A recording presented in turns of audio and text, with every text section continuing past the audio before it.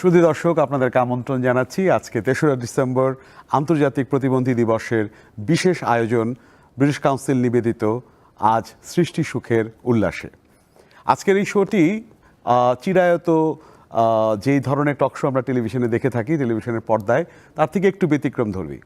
আর সেই ব্যতিক্রমের অংশটি পরিচয় করিয়ে দিলেই বুঝতে পারবেন যে কারা আজকে আমাদের সঙ্গে কথা বলছেন এবং আমরা কি বিষয় নিয়ে কথা বলছি। আসুন পরিচয় করে দিই আজকে আমাদের অতিথিবৃন্দের সঙ্গে।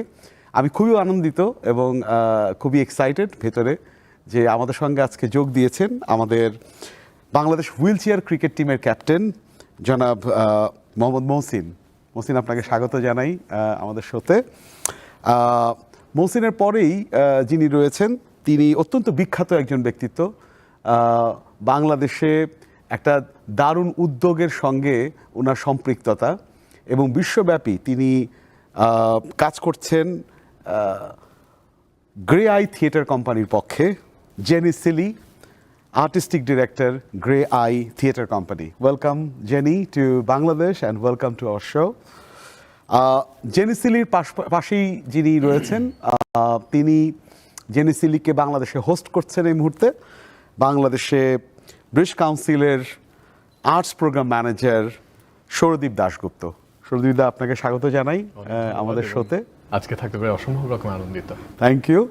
এবং আমাদের আজকের এই শোতে একজন বিশেষ ব্যক্তি রয়েছেন যিনি সাইন ল্যাঙ্গুয়েজ ইন্টারপ্রেটার।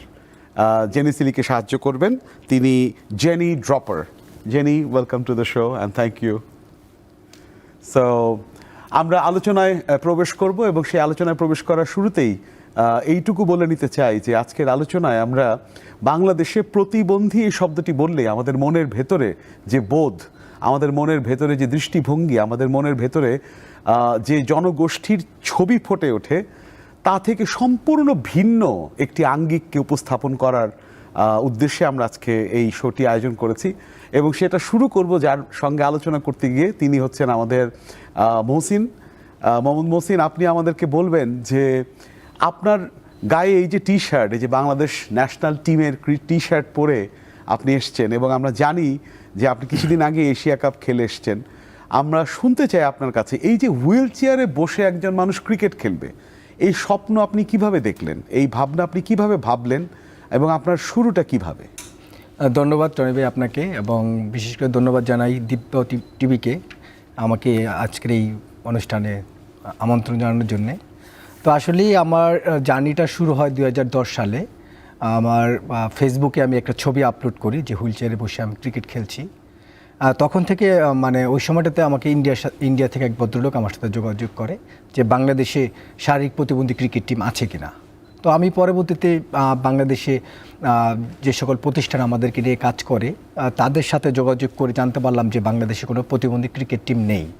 তো সেটা দায়িত্ববার আমার কাঁধে আসা পড়ে, এবং বিশেষ করে আমি ছোটোবেলা থেকেই মানে যখন হুইল চেয়ার ছিল না তখন কিন্তু মাটিতে হামাগুড়ি দিয়েও বা মাটি দিয়ে বসে আমি ক্রিকেটটা খেলতাম।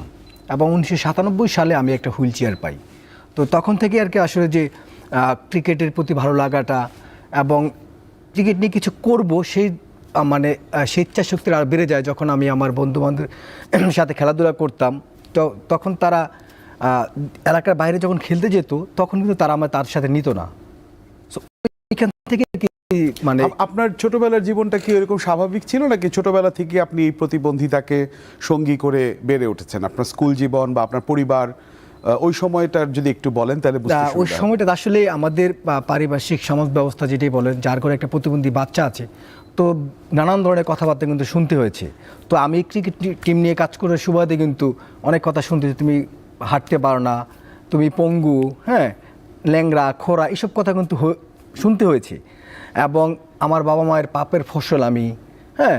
তো এই কথাগুলো কিন্তু আমাদের শুনতে শুনতে আজকের এই পর্যায়ে এসেছি। সেই জায়গা থেকে আমি চেষ্টা করেছি যে আমার ভিতরে যে একটা কষ্ট ছিল যে আমি স্বাভাবিক মানুষের সাথে খেলতে পারিনি, আমার মতো যারা আছে আমি তাদেরকে নিয়ে কিছু করব। এবং সেই জায়গা থেকে আমি বাংলাদেশ কী বলে আপনার ইমাগো স্পোর্টস ইউনিয়নের সহযোগিতায় বাংলাদেশের ইতিহাসে 32 জন প্লেয়ার নিয়ে শুরু করেছিলাম হুইল চেয়ার ক্রিকেটটা। এখন প্রায় 200+ আমার হুইল চেয়ার রয়েছে সারা বাংলাদেশে, এবং দেশে তো খেলছি এবং দেশের বাইরেও টিম নিয়ে খেলার খেলতে যাচ্ছি এবং ইন্টারন্যাশনালি বাংলাদেশের ফ্ল্যাগটা মানে উড়াচ্ছি। তো সেই জায়গাতে খুব মানে কি বলবো আপনার ভালো লাগার জায়গা তৈরি হয় যে আমিও কিন্তু একটা সময় ঘরে বন্দি ছিলাম, তো সেইখান থেকে এখন কিন্তু আমাকে নিয়ে প্রাউড ফিল করে অবশ্যই। এবং আমি বাংলাদেশের পতাকাটা এখন দেশে বাইরে উড়াতে পারছি। আমি কিন্তু এখন অ্যাটলিস্ট 30 জন মানুষকে ঘর থেকে বের হওয়ার সুযোগটা করে দিয়েছেন। অসাধারণ, তো এইটা হচ্ছে বড় প্রাপ্তি আমার। আমরা আবার ফিরে আসবো আপনার গল্পে, কিন্তু দর্শক একটা বিষয় আমরা অত্যন্ত পরিষ্কারভাবে বুঝতে পারলাম যে এই যে চিরায়ত বাংলাদেশের যে মনস্তাত্ত্বিক জায়গা, মানুষের দৃষ্টিভঙ্গি, এই দৃষ্টিভঙ্গির ভেতরে থেকে এরকম একটা যুদ্ধ, মানসিক যুদ্ধ যে আমি খেলবো এবং আমি ক্রিকেট খেলবো, একটা অসাধারণ উদ্যোগ। এবং সেরকম একটা অসাধারণ কাজই কিন্তু আবার বিশ্বব্যাপী করছেন আমাদের আরেকজন অতিথি জেনি সিলি। আমরা জেনি সিলির কাছে যাব। Jenny, thank you for joining us in the show, and could you please tell us your work, how you started globally this initiative where disabled people are engaged to art and culture related activities? So can you tell us a bit of that? Well, it started a long time ago in the UK when I was a baby actor, wanted to get acting work, and I found a company called Grey Eye, and I went for my audition. And in the audition room were all these women. It was a women's play. There were women who were blind, there were women who were wheelchair users, women who were women who were the most feeling. Everyone, they have to be visible. I found my tribe. So that was my beginning with Grey Eye. And then many, many years later, I rejoined Grey Eye as artistic director. And Grey Eye was set up 40 years ago. The first ever show they did actually was in India 40 odd years ago. And the mission then was to create full accessibility and to platform the skills of deaf and disabled actors, writers, directors. And even today, in 2023, it's the same aim and objective, and it's absolutely rooted in human rights to be visible. Fast forwarding, I was very, very blessed to be co-artist director of the Paralympic opening ceremony, where we employed huge numbers of deaf and disabled professionals and volunteers. And from that, because that was seen globally, it made other people think, we need this. Where are the deaf and disabled people in our world, on our platforms? Right. And then Bashu from National Theatre of Dhaka contacted British Council to have a discussion about what can we do. Yeah. And someone said, you need to contact Jenny at Grey Eye. Yeah, of course. And they contacted me on a plane with Jenny, and we started the journey here. Right, thank you. So you made partnership with British Council, and you started that interesting project, and we will be discussing more about that, the interesting theatre project that you have done. But before jump into that, আমরা একটু শুনতে চাই আমাদের British কাউন্সিলের তরফ থেকে আজকের শোতে উপস্থিত হয়েছেন সৌরদীপ দা, আপনি যদি একটু বলতেন যে বাংলাদেশে আসলে আমাদের প্রতিবন্ধীদের বর্তমান প্রেক্ষাপট, বিশেষ করে এই ধরনের কার্যক্রমে অংশগ্রহণ, এই জায়গাতে ব্রিটিশ কাউন্সিল কি ধরনের কাজ করছে।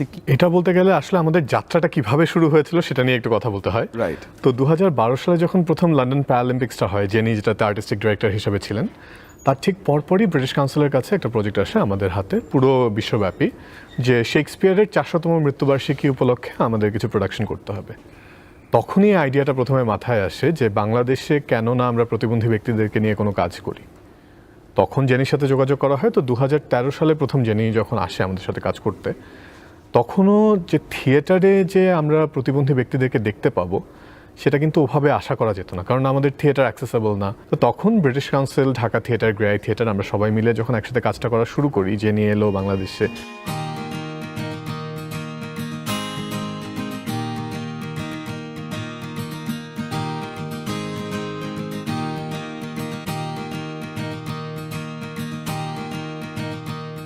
আমরা আস্তে আস্তে শর্টলিস্ট করা শুরু করলাম আর্টিস্টদেরকে। আমরা বিভিন্ন প্রতিবন্ধী সংস্থার সাথে গিয়ে কথা বললাম যে তাদের মধ্যে কেউ কি আগ্রহী আছে কিনা, যে যারা কিনা অভিনয় করতে চায়, যারা কিনা থিয়েটারে কাজ করতে চায়। আমরা মনে করলাম যে থিয়েটার একটা গুরুত্বপূর্ণ মাধ্যম হতে পারে, যে যেখানে কিন্তু মানে নিজেদের প্রকাশ করার অনেক ধরনের উপায় আছে। তো তখন এটা আমাদের যাত্রা অতটা সহজ যে ছিল তা না, একটা অনেক লম্বা লার্নিং কার্ভ। একটা মৌলিক প্রতিবন্ধকতা কি ফেস করছিলেন? আমাদের এক্ষেত্রে যেটা মূলত সমস্যা হচ্ছে গিয়ে যে থিয়েটার এরিনাতে যখন কাজ করতে যাচ্ছি, যে বাংলাদেশের প্রতিবন্ধী ব্যক্তি যারা আছে তারা তো অনেকে শিক্ষার থেকেও অনেকটা দূরে সরে আছে, কারণ পরিবার থেকে তাদের জন্য ঠিকমতো যে স্কুলিংয়ের যে ব্যবস্থাটা সেটা হচ্ছে না। এমনকি আমাদের রেগুলার যে স্কুলিং সিস্টেম সেটাও যে সব ক্ষেত্রে প্রতিবন্ধী বান্ধব তা কিন্তু নয়। আমি নিজে যেরকম সরকারি যে স্কুলে পড়েছি সেটাতে যদি কোনো শারীরিক প্রতিবন্ধী ব্যক্তি অথবা কেউ যদি পড়তে চায় তাহলে কিন্তু সে সেখানে পারত না। তো এ ধরনের চ্যালেঞ্জ তো আমাদের কন্টিনিউয়াসলি লেগেই আছে, এবং তার মধ্যে তো সোশ্যাল অনেক ধরনের ট্যাবু আছে, স্টিগমা আছে যেগুলি কাজ করছে, যে কেউ কেন সামনে আনবে না। যেরকম মহসিন ভাই বলছেন যে আল্লাহর গজব হয়তো এটা, অথবা এটা হয়তো যে মানে কোনো পাপের ফসল, এ ধরনের কথাবার্তা তো চলতে থাকে। তো সেগুলোর থেকে যে সামনে নিয়ে আসার ব্যাপারটা যে নাটকের মধ্যে, তো আমাদের মানুষ পেতে প্রথমে একটু সমস্যা হয়েছে, এবং পরবর্তীতে যে থিয়েটারে এসে যে তারা যে অভিনয়টা করবে তা তো অভিনয়ের সাথে আসলে পরিচিত না এই স্টেজের সাথে। তো আমাদের এভাবে কন্টিনিউয়াসলি ট্রেনিং দিতে হয়েছে তাদেরকে। এবং আরও একটা বড় চ্যালেঞ্জ ছিল হচ্ছে গিয়ে যে আমরা শারীরিক প্রতিবন্ধী, শ্রবণ এবং বাক প্রতিবন্ধী এবং দৃষ্টি প্রতিবন্ধী এই মানুষদের সাথে কাজ করছিলাম। তো এখানে ইশারা ভাষা একটা গুরুত্বপূর্ণ বিষয়, যারা কিনা শ্রবণ প্রতিবন্ধী তাদের জন্য। জেনি নিজে যেরকম সাইন করে কথা বলে, ওকে সাইন ইন্টারপ্রেট করে দিতে হয়। আমাদের এখানে যে যারা কিনা বাক্য শ্রবণ প্রতিবন্ধী তাদের কিন্তু অনেকেই আসলে বাংলা সাইন ল্যাঙ্গুয়েজ যেটা সেটার সাথে ওভাবে পরিচিত নয়। যখন আমরা ট্রেনিংগুলি দিচ্ছি তখন তাদেরকে একদিকে বাংলা সাইন ল্যাঙ্গুয়েজ নিয়ে কাজ করতে হচ্ছে একই সঙ্গে, হ্যাঁ একই সঙ্গে। এবং আমাদের প্রসেসটা এরকম ছিল যখন ট্রেনিংগুলি চলছে, যে জেনি হয়তো তারটাকে ইংলিশে বলছে, জেনি সেটাকে আবার সাইনে কনভার্ট করছে, আমাদের এই দিক থেকে সেটাকে বাংলায় ট্রান্সলেট করতে হচ্ছে, সেটাকে বাংলা সাইনে কনভার্ট করতে হচ্ছে। সেভাবে হচ্ছে গিয়ে আমরা বাংলা সাইন ল্যাঙ্গুয়েজে যারা কিনা কথা বলতে পারে তাদেরকে, তো এই যে 4টা স্টেপ পার করে করে যে আমাদের পার্টিসিপেন্টদের সাথে কাজ করা, সেই অভিজ্ঞতাটা এটা বেশ লম্বা অভিজ্ঞতা কিন্তু, এবং অনেক ধৈর্যের ব্যাপার, এবং খুব চমৎকার একটা অভিজ্ঞতা। আমি বলবো মানে আমি বলবো যে আমাদের শেখার ক্ষেত্রে যে কোনো সীমা নেই, এবং এটাকে যে কিভাবে আরো সামনে এগিয়ে নিয়ে যাওয়া যায় সেভাবে আমরা কাজ করতে প্রথমে শিখেছি। এবং 2016 সালে যখন আমাদের প্রোডাকশনটা প্রথম করা হলো, সেখানে যারা পারফর্মার্স ছিল তাদের মধ্যে প্রায় সকলেই গিয়ে হচ্ছে গিয়ে কোনো না কোনোভাবে প্রতিবন্ধকতার শিকার। এবং তারা যখন ন্যাশনাল থিয়েটারে গিয়ে শিল্পকলা একাডেমির মূল মঞ্চে যখন পারফরমেন্সটা করলো, এটা দেখে কেউ বলতে পারবে না যে আসলে এটা ব্যতিক্রমধর্মী কোনো থিয়েটার। সেখানে তাদের যে স্বতঃস্ফূর্ততা, যেভাবে তারা অংশগ্রহণ করেছে, এটা আসলে অনেকের জন্য ইন্সপিরেশনের কারণ। এবং সেই পথটা ধরেই কিন্তু আসলে আমরা যে এখন 10 বছর বাদে এসে যখন কথাটা বলছি, রাইট, যে একদমই সেটাই।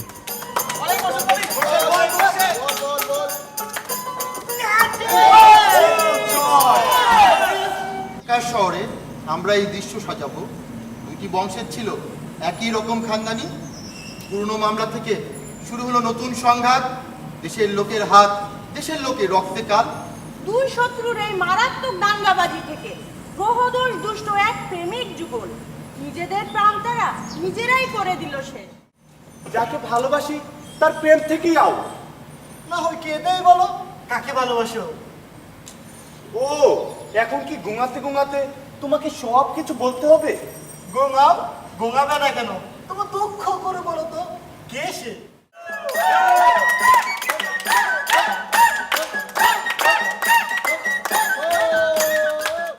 আমার অযোগ্যতম এই হাতে, এ পবিত্র মন্দির ছোঁয়ায় যে সামান্য দোষ ঘটে গেল, আমার এই 2 ঠোঁট লাজ রক্ত তীর্থ প্রতীক একটি আলতো চুমু দিয়ে সেই ছোঁয়ার রুক্ষতা মুছে দিবি। ও তীর্থযাত্রী, তুমি মিথ্যেই তোমার ওই হাতকে ধরছো। সে তোমার বিনয়ের বিভা। সাধু সন্ন্যাসী সব তীর্থে থাকেন, তার হাত হাতে ছুতে হয়। করতলে করতলে সেই তো তীর্থযাত্রীর চুম্বন। আমার মেয়ে মরে যাবে, তবু আপনার ছেলে কাছে যাবে না। আমার মেয়ে অনেক জানি। আমার ছেলেও ভালো হবে, ওর লক্ষ্য আছে। আপনার মেয়ে প্রেমময় চোখ দিয়ে ওকে ভুলানো যাবে না। জুলিয়েট, তুমি রোমিওকে বিয়ে করতে রাজি আছো? রোমিও, তুমি জুলিয়েটকে বিয়ে করতে রাজি আছো? বলো কবুল, কবুল, কবুল। একটু দাঁড়াও।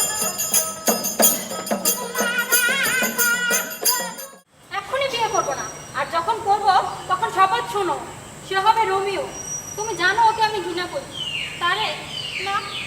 সবই তো বড় সংবাদ। তোমরা বেরিয়ে যাও।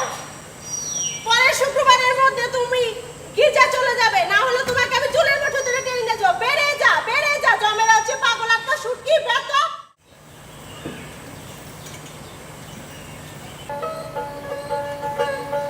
বিদায়, ঈশ্বর জানে ফিরে দেখা হবে কবে। এসো হে ভিঙ্গার।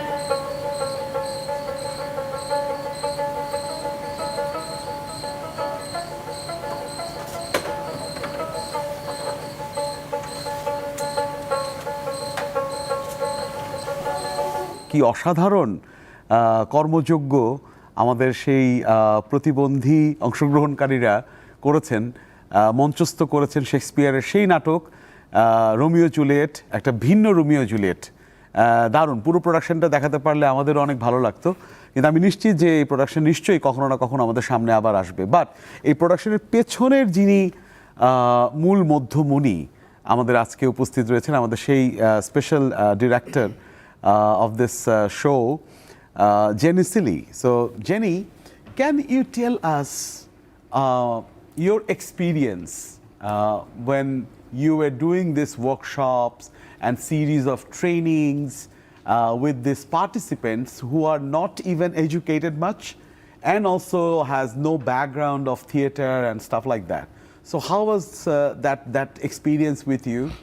And how you feel nowadays sharing that as a good success story?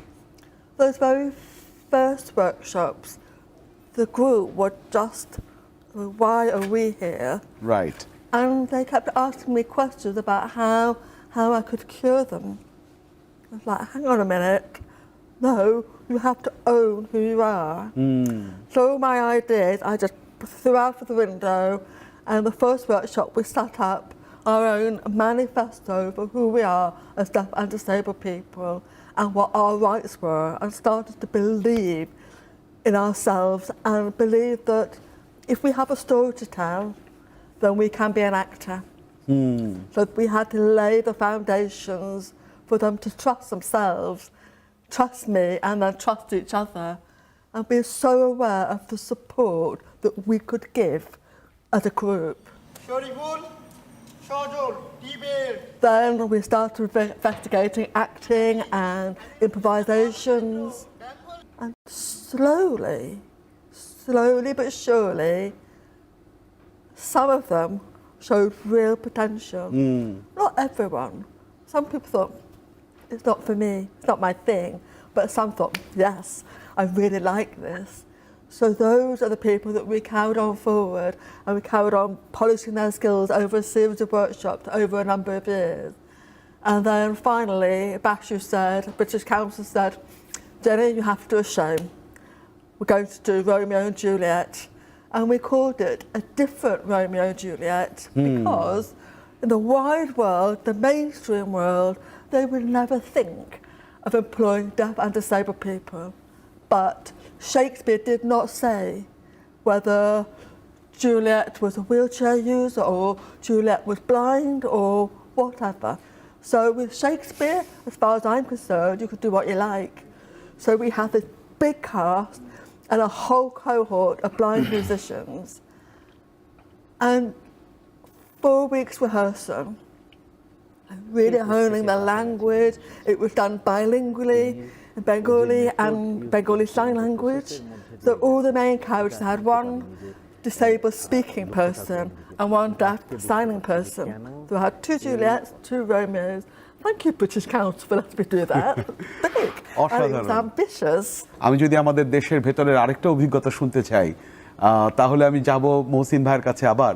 আপনি কি একটু বলবেন যে আসলে আমরা পিছিয়ে আছি কোথায় কোথায়, কেন আমরা সবাই জানি না, আপনারা কখন খেলে আসেন, কখন বিজয় নিয়ে আসেন, কেন আমরা আপনাদেরকে চিনি না, কেন এই প্লেয়ারের 11 জনের নাম আমরা বলতে পারি না, কেন?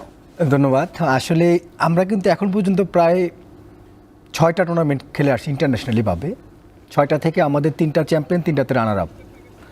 আসলে আমি এই জায়গাতে মনে করি যে আসলে আমাদের প্রচারের যেই মাধ্যমগুলো আছে, সেই মাধ্যমগুলো আমাদেরকে সেভাবে প্রচার করছে না। আমি একটা লাস্টে আমার 2018 সালের একটা টুর্নামেন্ট জিতে আসার অভিজ্ঞতা শেয়ার করছি। সো আমাদের টিমের সেটা ছিল দুইটা টিম মানে দুইটা ম্যাচ সিরিজ জেতার অভিজ্ঞতা, আমরা দুইটা ট্রফি কিন্তু একই সাথে নিয়ে আসছি। এটা কোন মানে এটা ছিল আন্তর্জাতিক ইন্টারন্যাশনালি এবং ইন্ডিয়াতে আমাদের। আচ্ছা। একটা ছিল বোম্বেতে দ্বিপাক্ষিক সিরিজ, আর একটা ছিল ট্রাইনেশন। আচ্ছা। আমরা যখন দুইটা ট্রফি জিতলাম তখন আমাদের প্লেয়ারদের ভিতরে, বিশেষ করে আমার ভিতরেও একটা ছিল যে আগ্রহের জায়গা ছিল যে আমরা যখন ট্রফি দুটা নিয়ে যাব হয়তো বা আমাদের এয়ারপোর্টে আমাদেরকে রিসিভ করার জন্য অনেক সাংবাদিক আসবে বা ফুলের মালা দিয়ে আমাদেরকে বরণ করে নেবে। সো আসলে আসলাম, আসলে সেরকম কোনো কিছুই পাইনি। সো তারপরেও ভাবলাম যে না আসলে হয়তো বা হবে। আমাদের মানে যেই যুদ্ধটা বা আমাদের যেই মানে পরিশ্রমটা সেটা হয়তো বা একটা পর্যায়ে যে আমরা হয়তো বা পাবো। ইন্ডিয়াতে, শ্রীলঙ্কাতে, নেপালে ওদের গভর্নমেন্ট থেকে শুরু করে সব জায়গাতে কিন্তু তারা সেইভাবে কিন্তু ফ্যাসিলিটি পাচ্ছে। বাট আমাদের দেশে ব্যতিক্রম, আমরা সেই ধরনের কোনো ফ্যাসিলিটি বলেন, মানুষের আগ্রহের জায়গা বলেন, আমাদের কিন্তু সেভাবে দেখা হচ্ছে না। আমাদের ম্যাক্সিমাম প্লেয়াররাই হচ্ছে আপনার তারা কোনোভাবে আপনার কাজের সাথে যুক্ত, তো আসলে তারা তো মান্থলি কোনো স্যালারি পাচ্ছে না যে ফুল টাইম তারা এখানে শ্রম দেবে। সে এবং সবাই হচ্ছে আপনার কি বলবো একদম নিম্নবিত্ত ফ্যামিলির ছেলে পেলে, এবং তারা খুবই মানে ক্রিকেটটাকে তারা কী পরিমাণ ওন করে আসলে না দেখলে হয়তো বুঝতে পারবেন না। আমি যখন ফার্স্ট ন্যাশনাল টুর্নামেন্ট আয়োজন করি বঙ্গবন্ধু স্টেডিয়ামে, আমরা নর্মালি দেখি যে একটা লোক ঢাকার বাইরে গেলে কিন্তু তার একটা সঙ্গী দরকার। সো সেই জায়গাতে আমরা কিন্তু একজন হুইলচেয়ার সাথে আমরা হুইলচেয়ার ক্যারি করি। তো আমাদের দেখেন বাস ট্রান্সপোর্টে কিন্তু কোথাও কিন্তু আমাদের হুইলচেয়ার অ্যাক্সেসিবিলিটি নেই এবং হুইলচেয়ারটা নেওয়ার কোনো জায়গা নেই। সো দেখেন সাতক্ষীরা থেকে আমার 3 জন প্লেয়ার কিন্তু তারা হুইলচেয়ারটা বাসে ছাদে করে তারা কিন্তু ঢাকা চলে আসছে। তার কী পরিমাণ মানে ক্রিকেটটাকে তারা ভালোবাসে। এই প্রসঙ্গ থেকে একটু সৌরদীপদার কাছেও জানতে চাই। সৌরদীপদা, সেটা হচ্ছে যে এই যে পেছনের যে মহসিন ভাই যে গল্পটি বলেছেন যে মানুষের দৃষ্টিভঙ্গি, পৃষ্ঠপোষকতার জায়গা, যে দৃষ্টিভঙ্গি, সেই জায়গা থেকে আপনার কি মনে হয় ব্রিটিশ কাউন্সিল করছে, কিন্তু আর কেউকে কি উদ্বুদ্ধ করা গেছে বা কিভাবে করতে পারি আমরা উদ্বুদ্ধ অন্যদেরকে? উদ্বুদ্ধ করার ব্যাপারটা আসলে যেটা বুঝতে হবে আমাদের, যে আমরা কি এখনো পর্যন্ত আমাদের যে লিমিটেশনগুলি আছে সেগুলিকে আইডেন্টিফাই করতে পারছি কিনা। প্রবেশগম্যতা এর মধ্যে সব থেকে ইম্পর্টেন্ট ইস্যুর মধ্যে একটা। 10 বছর বাদে এসে আমি বলছি যে আমাদের এই জিনিসটা আমাদের কন্টিনিউয়াসলি ফেস করতে হয়। যে আমি যখন আমাদের রোমিও জুলিয়েটটা প্রথমে শেষ হলো, তখন আমরা প্রথমে চিন্তা করছিলাম যে এই শোটাকে কি ঢাকার বাইরে নিয়ে যাওয়া যায় কিনা মঞ্চায়নের জন্য। আমরা সেটাকে করতে পারিনি, কারণ ঢাকার বাইরে এমন ভেন্যু আমরা পাচ্ছিলাম না যেখানে কিনা আমরা প্রথম কথা আমাদের পার্টিসিপেন্টদেরকে সেই সুযোগটা দিতে পারবো চলাচলের জন্য, থাকার জন্য, এবং তারপরে হচ্ছে গিয়ে মঞ্চায়নের জন্য। সেটা একটা ব্যাপার আছে। এই জন্য আমরা যেটা করি যে প্রথমে এটাকে একটা ফিল্ম ভার্সন করে তারপরে সেটা বাংলাদেশের বিভিন্ন অঞ্চলে নিয়ে যাই, সেখানে দেখানো হয়, এবং সেই আগ্রহের জের ধরেই কিন্তু আমরা এই যে এখন পরবর্তীতে যে ডেয়ার প্রজেক্টটা, যেটা 2019 থেকে শুরু হয়েছে, সেটাতে কাজ করছি।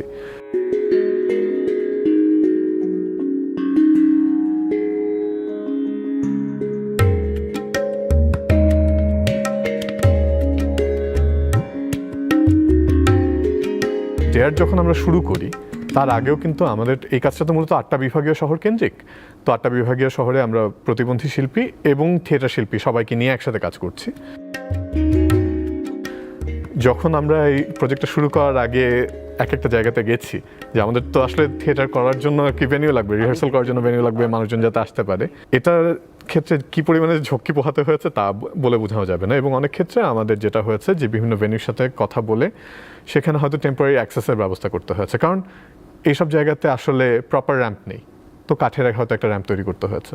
এখন আমাদের সাথে কাজ করতে করতে কিছু অর্গানাইজেশন তারা নিজ উদ্যোগে এই জিনিসগুলিকে ঠিক করছে। এবং একটা পজিটিভ দিক আমি বলবো যে 2013 এবং 2014 সময় যখন কিনা প্রতিবন্ধী আইন খসড়াটা যখন হয়, তারপর থেকে এখন নতুন যেই ইনফ্রাস্ট্রাকচারগুলি তৈরি হচ্ছে অনেকেই ফলো করছে। আমাদের এখন বড় হোটেল যেগুলি আছে সেগুলিতে প্রবেশগম্যতার ব্যাপারটাকে নজর দেওয়া হয়। কিন্তু আসলে এত বড় একটা দেশ, এত সুযোগ সুবিধার যেখানে প্রয়োজন, সেখানে যদি সবাই সচেতন না হতে পারে এবং সবার যদি এইটুকু আন্ডারস্ট্যান্ডিংয়ে না আসতে পারে যে মানে সকলের জন্য যে আমরা কাজগুলি করছি, ততক্ষণ পর্যন্ত সমস্যাটা থেকে যাবে। এবং মূলত আমাদের কাজ করার উদ্দেশ্যটাই আসলে সেভাবে যে আমরা কিভাবে আমাদের কাজের মধ্যে থেকে দেখাতে পারি যে আমরা কেউ আসলে আলাদা না, যে একটা ইনক্লুসিভ সোসাইটি থাকতে গেলে তখন যে এই সবগুলি ব্যাপার আসলে ধাপে ধাপে আমাদের আত্মস্থ করা লাগে, যে শুধু যে টিক বক্সে ক্লিক করার জন্য তা কিন্তু না।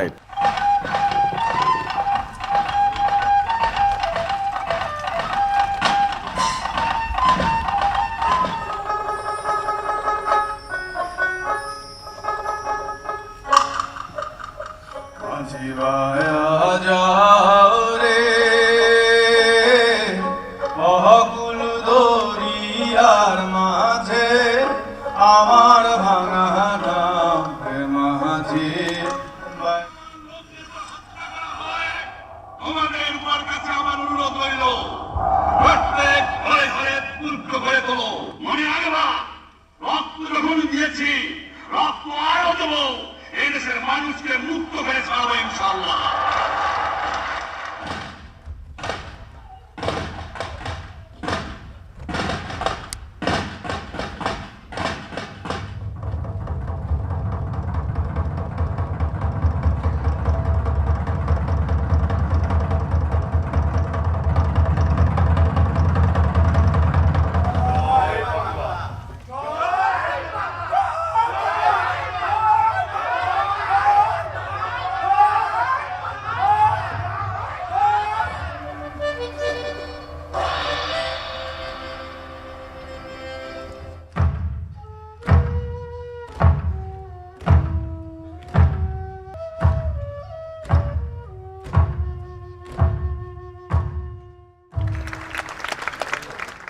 দর্শক, আমি নিশ্চিত যে আপনারা এই অসাধারণ ক্লিপিংটি দেখেছেন। একটা অসাধারণ কর্মযজ্ঞ যেটা ব্রিটিশ কাউন্সিল করেছে বাংলাদেশে, নৈশব্দ ৭১।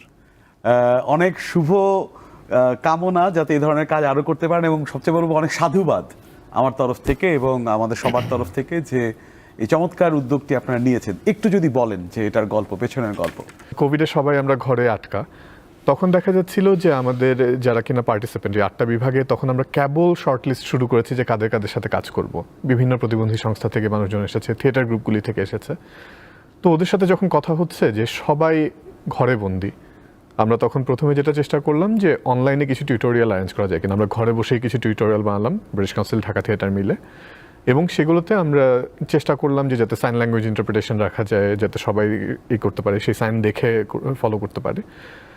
এবং আমরা বলবো হচ্ছে গিয়ে যে এই জায়গাটার থেকে যে ব্রিটিশ কাউন্সিল হচ্ছে শুধু বাংলাদেশ না, গ্লোবালি প্রথম যারা কিনা থিয়েটার অ্যাক্টিভিটি দিয়ে আর কি প্যান্ডেমিকের পর রিজিউম করতে পেরেছিল। বাংলাদেশই প্রথম দেশ আমাদের আর্টস অ্যাক্টিভিটি দিয়ে আমরা করেছিলাম। যখন করলাম তার ঠিক পরেই হচ্ছে গিয়ে বাংলাদেশের 50 বছর, বিজয়ের 50 বছর, এবং ঠিক একই বছরটাই ব্রিটিশ কাউন্সিলের 70 বছর বাংলাদেশে। আচ্ছা, তখন আমরা চিন্তা করলাম যে আমরা তো যে ট্রেনিংগুলি দিচ্ছি, যে রিহার্সালগুলি করছি, এখান থেকে যদি আমরা কোনো কিছু একটা মঞ্চায়ন করতে পারি তাহলে কেমন হয়।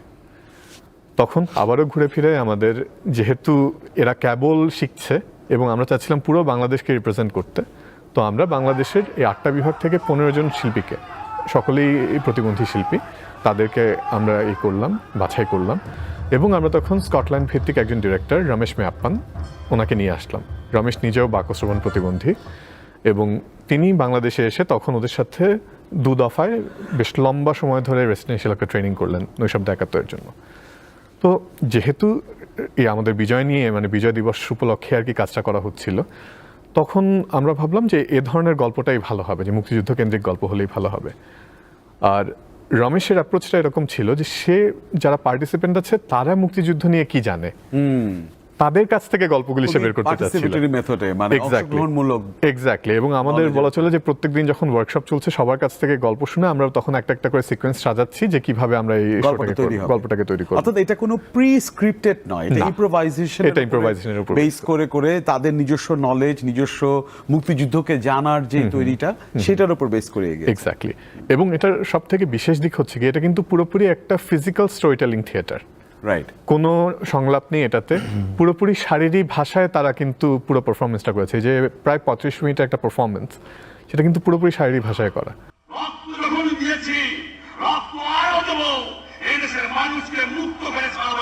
এবং আমরা প্রথমে ওটাকে শোকেস করি যখন আমাদের এই যে 70 বছরের পূর্তি এবং বাংলাদেশের 50 বছর সবকিছু মিলিয়ে, এবং পরবর্তীতে এবছরে আমরা মার্চে এসে এটার পূর্ণাঙ্গ যে প্রদর্শনীটা মার্চ মাসে আমরা স্বাধীনতা দিবসকে কেন্দ্র করে আর কি করেছিলাম সেই সময়। এবং এটার যে রেসপন্সটা আমরা পেয়েছি, যে এটা একদম বলা চলে সকল মানুষের জন্য, যেহেতু এটা উন্মুক্ত ছিল। এর আগে যখন রোমিও জুলিয়েট করেছে তখন যে রেসপন্সটা ছিল, এবার এসে যে তারা একদম নতুন একটা জিনিস দেখছে, যে কোনো সংলাপ নেই, কিভাবে শারীরিক ভাষার মধ্য থেকে আর কি মুক্তিযুদ্ধটাকে তুলে ধরা যায়। খুব পজিটিভ একটা রেসপন্স পেয়েছি এবং এইটার সূত্র ধরেই কিন্তু আসলে মানে আমরা যে আগামীতে কাজগুলি করছি সেদিকটাতে আমরা নজর রাখছি যে আমাদের এই সামনের বছর ফেব্রুয়ারি মাসে একটা south Asian disability art symposium করার আগ্রহ আছে, যেটা নিয়ে আমরা কাজ করছি। 8টা বিভাগ থেকে 8টা প্রোডাকশন থাকবে। দেশের বাইরে থেকে আমরা ইন্ডিয়া, নেপাল, ইউকের সাথে কথা বলছি যে তাদের প্রোডাকশনগুলি নিয়ে আসার জন্য, এবং এ ধরনের প্রোডাকশন দক্ষিণ এশিয়াতে এর আগে হয়নি।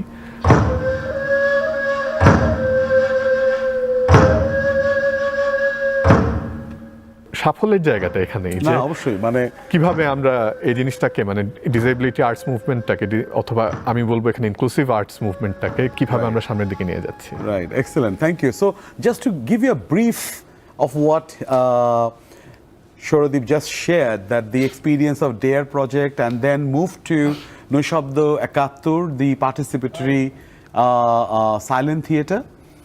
And from that, I was just going to ask you, Jenny, that you have seen us as a country. And also, you have worked with the participants here. You have met some of our stakeholders. So, do you think that we are progressing in some way? Do you think that our mindset, our perception, our social and cultural context and behavior is being progressing positively towards this specially needed, required community? How do you see, and what you suggest to do us more on this? Big question. Yes, a wee bit. Yeah. But it's the same. Any real change takes time. But I will say it's 2023. Come on. No, we are not second-class citizens. Look at the skills we have. Right. We are not ashamed of who we are. We will not be left at the bottom of the pile. So how things are changing are because of you. Cricket, yes. Because of you, British Council, National Theatre of Dhaka, giving a platform for deaf and disabled people. And this work that we are all doing has to impact on policy.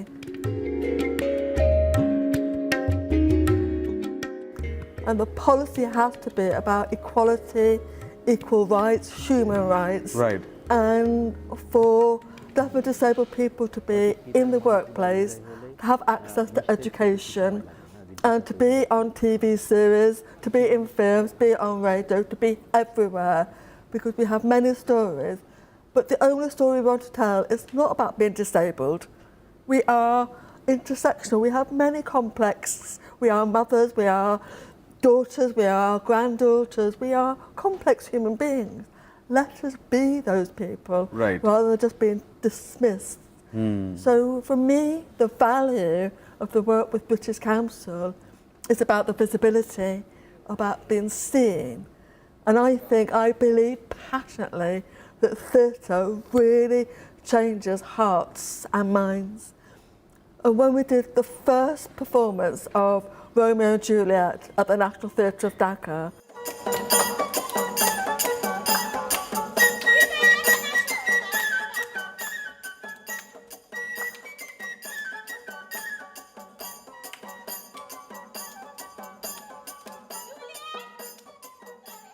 suddenly there was a really mixed audience, really mixed gang of people on stage. And the Minister of Culture, who's a famous actor whose name I can't remember, Asaduzzaman Nur. Yeah. he got it. He absolutely got it. On that time, he was the cultural secretary. He was the cultural minister. Of And because he's a minister who understands the arts, he absolutely saw the value of the work, the skill of the team. You know, and it's important having people like him as Right. allies Right. to really support changing. So things are changing. The fact that British Council are doing 8 shows in 8 different cities, massive. It's brilliant. But it can't stop now. We have to keep moving forward, because we have to bring more and more people with us to really impact on that change. And that's working with the government, it's working with other NGOs, it's working with transport, it's working with the pavements. How do you wheel about? Pavements are So we need to look at the big physical landscape, but everyone has to be responsible for access. And that is what the social model of disability is. It is everyone's responsibility and no one is shamed. Right, That's my answer. অসাধারণ বলেছেন jenny, যে এটা সবার response, সবার দায়িত্ব, এবং কারো লজ্জিত হবার কিছু নেই। এবং শুরুতে ও খুব অসাধারণ বলেছেন যে ওর নিজেকে দেখে, ওর মহসিনকে দেখে কি মনে হয় যে আমরা কি সেকেন্ড ক্লাস সিটিজেন, আমরা কি দ্বিতীয় শ্রেণীর নাগরিক? নো, আমরা একদমই নই। আমরা অন্য বাংলাদেশের বা পৃথিবীর অন্য সকল নাগরিকের মতো একই রকম নাগরিক। সুতরাং একটা রাষ্ট্র, একটা দেশ, একটা জাতি তখনই এগিয়ে যেতে পারবে যখন তার নাগরিকরা সকলে একসঙ্গে তাদের সীমাবদ্ধতা এবং তাদের যোগ্যতা, এই দুটোকে সম্বল করে একসঙ্গে এগিয়ে যেতে পারবে। অসাধারণ এই গল্পগুলো শুনছিলাম এবং একই সঙ্গে আমরা শেষ দিকেও চলে এসেছি। এ পর্যায়ে আমি মহসিনের কাছে আবার যাব, যে আপনি বাংলাদেশ ক্রিকেট টিমের শুরু হওয়ার গল্পগুলো বলছিলেন, তারপর থেকে প্রতিবন্ধকতার বিষয়গুলো শুনলাম, এবং এটাও সত্যি যে এইরকম আশা প্রত্যাশা নিয়ে, বিজয় নিয়ে দেশে ফেরার পরে যখন ওই উত্তেজনাটা দেখতে পান না, যখন রাস্তাঘাটে চলেন বা যখন বুঝতে পারেন যে শুধুমাত্র আমরা জানি না বলে হয়তো সঠিক সম্মান বা সঠিক সুযোগটাও করে দিতে পারছি না অনেকে। পাশাপাশি এটাও বলেছেন যে প্র্যাকটিস করার জায়গা থেকে শুরু করে একেবারে নিম্ন মধ্যবিত্ত বা দরিদ্র পরিবারের যারা রয়েছেন তাদের অংশগ্রহণেই এখনো পর্যন্ত এই দলটি এইভাবে চলছে। বাট এটাও সত্যি যে এই প্রতিবন্ধকতাটি হয়তো দিনে দিনে কাটিয়ে ওঠার জন্য অনেক কিছু করার চেষ্টা হচ্ছে। আপনি জয় বাংলা অ্যাওয়ার্ডও পেয়েছেন রাষ্ট্রের পক্ষ থেকে।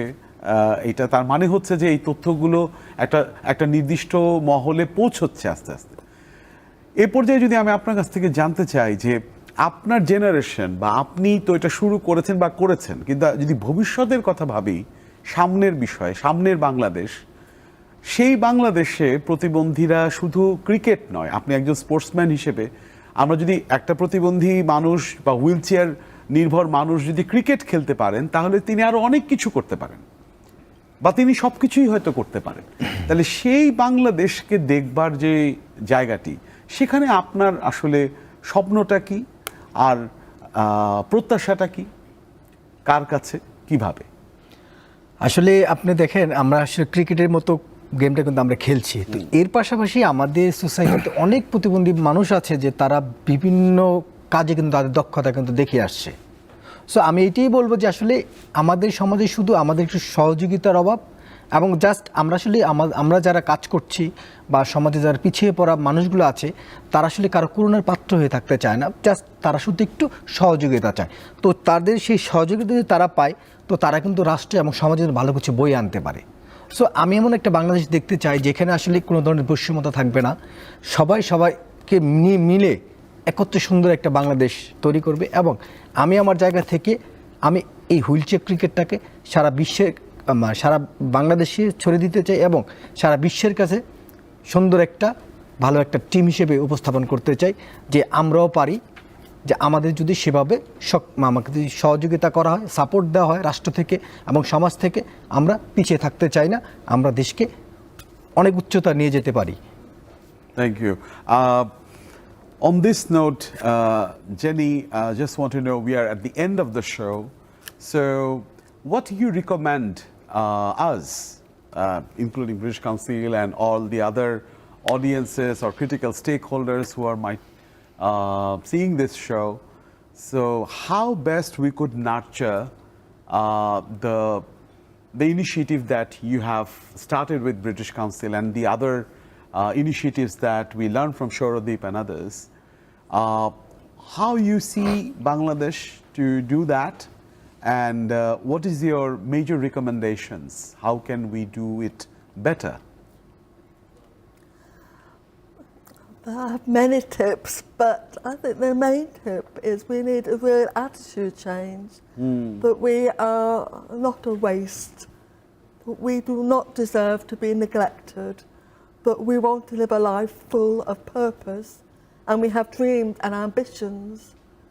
So if anybody knows someone who's deaf, disabled or neurodiverse, ask them, what do you dream about, what do you hope for, what do you want your future to be, and then help them achieve their ambitions.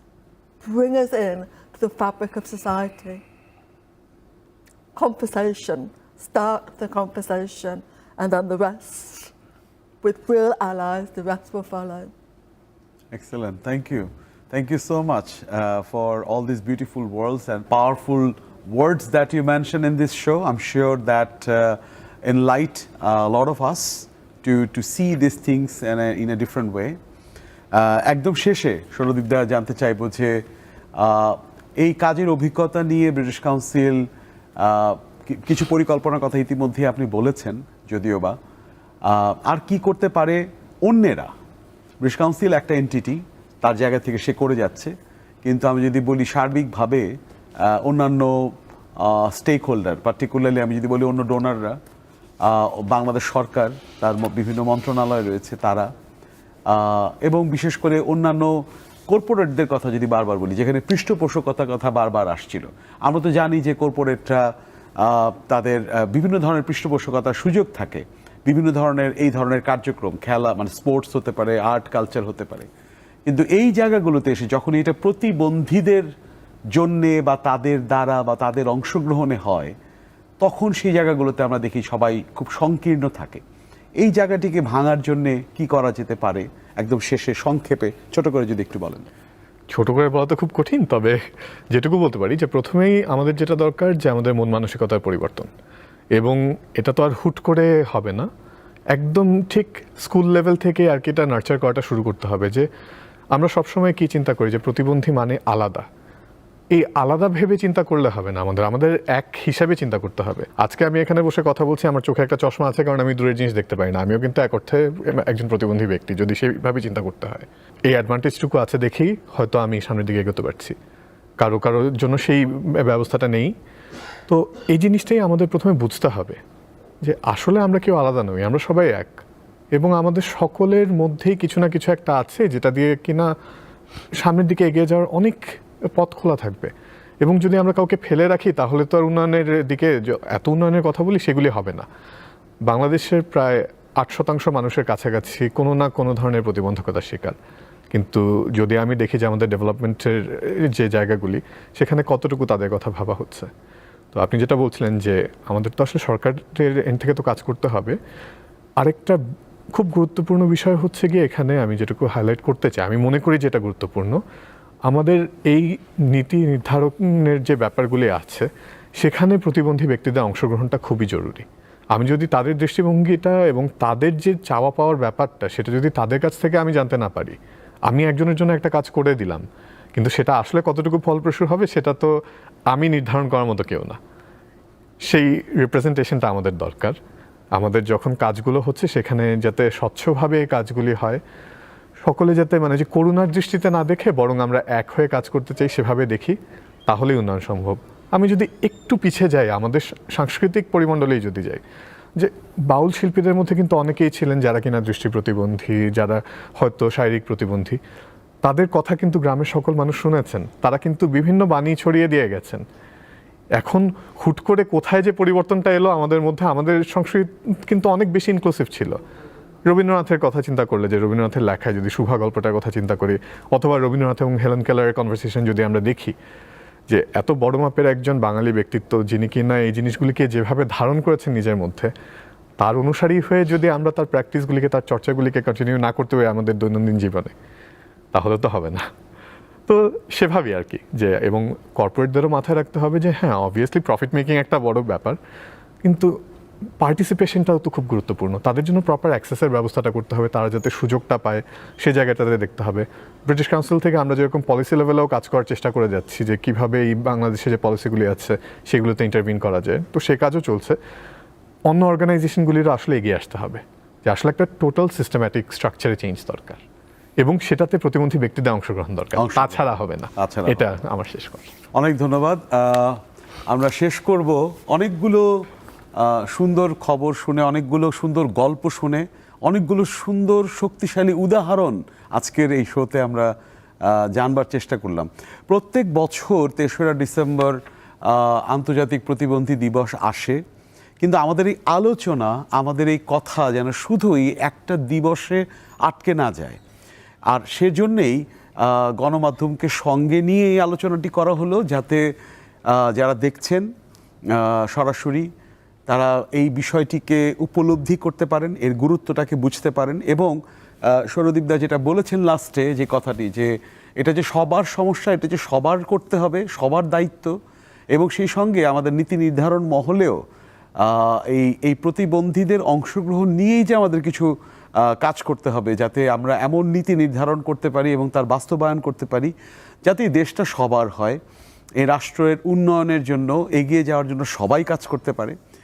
আর এটা তো সত্যি যে টেকসই উন্নয়ন লক্ষ্যমাত্রা বা SDG যাই বলি না কেন, সেটা অর্জন করতে পারবো তখনই যখন সবাই সম্মিলিতভাবে একযোগে সেগুলো অর্জনের জন্য কাজ করব, কাউকে পেছনে ফেলে নয়।